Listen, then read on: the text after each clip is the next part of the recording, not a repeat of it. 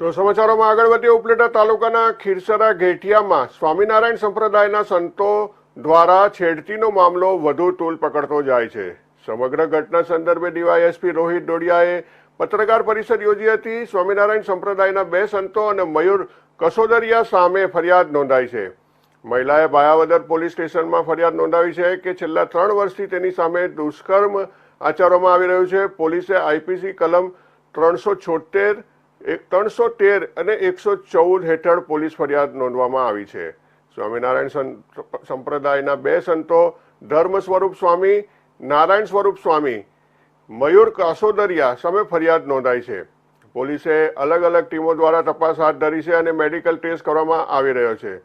તપાસ અધિકારીઓ દ્વારા પુરાવા એકત્ર કરવામાં આવી રહ્યા છે. સ્વામીના વિદેશી સંપર્કોના મુદ્દે પણ કાર્યવાહી કરવામાં આવી રહી છે. પોલીસે સમગ્ર મામલે તપાસ હાથ ધરી છે અને આવનારા સમયમાં મોટી એક્શન કરવાની માટેની બાંહેધરી પોલીસ દ્વારા આપવામાં આવી છે.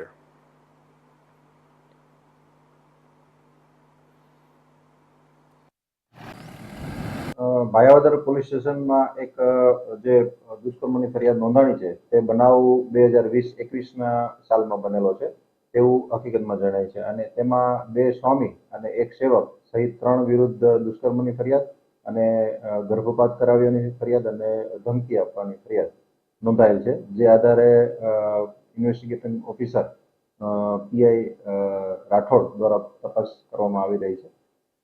આજે 2 સ્વામી છે તેમના નામ શું છે અને તે જે ફરિયાદી મહિલાને ધમકી પણ આપી હતી, જો તું આ વાત કોઈને કહીશ તો અમે તને જોઈ લેશો અને સમાજમાં તને બદનામ કરી આપણે જીવવા દેવા નહીં રહેવા દો, તેવી ધમકી પણ આપી હતી. આમાં મુખ્ય આરોપી જે છે જેના વિરુદ્ધ 376 મુજબ ગુનો દાખલ થયેલ છે તેનું નામ છે ધર્મ સ્વરૂપ દાસજી બાપુ અને તેમની મદદમાં જે ગુનો દાખલ કરવામાં આવ્યો છે તેમને નારાયણ સ્વામી દાસજી અને એક જે એમના સેવક છે મયુર કાસોદરિયા કરી તે 3 વિરુદ્ધ ગુનો દાખલ કરવામાં આવ્યો છે. એ મહિલાને ધમકી પણ આપેલી, જો તો આ બાબતથી કોઈને કહીશ તો તને અમે જાનથી માટે સમાજમાં બદનામ કરી દઈશ, એ બાબત શું છે? હા, એમાં એફઆઈઆરમાં એમણે જણાવેલ છે કે આજે જે તે વખતે પછી યુવતી દ્વારા એમને લગ્ન કરવા માટે પહેલા કીધું એટલે આમણે લગ્નની લાલચ આપી અને ખોટા લગ્ન કર્યા એવું ફરિયાદમાં જણાવેલ છે અને ગર્ભપાત કરાવેલ છે એવું પણ ફરિયાદમાં જણાવેલ છે અને તેના માટે મેડિકલ તપાસણી કરાવી અને એના આધારે પુરાવા એકત્રિત કરી રહ્યા છીએ. અને જે નારાયણ સ્વામી દાસજી બાપુ છે એને ઈ અને મયુર કાસોદરિયા એમનો રોલ એટલો છે કે એમણે આ લોકોને ફરિયાદીને એવું કીધું કે આ બાબતે તું જો ફરિયાદ કરીશ તો સમાજમાં તને બદનામ કરી દેશે. હાલ પોલીસ કઈ દિશા તરફ છે તે તપાસ શરૂ કરી રહી છે?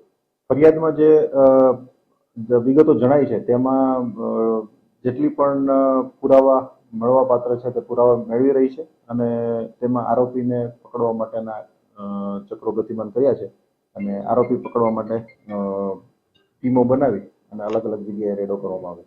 આરોપીઓ જે 4 દિવસથી આજે પોલીસ પકડથી દૂર છે તો પોલીસ કઈ દિશા તરફ હવે તપાસ શરૂ કરશે?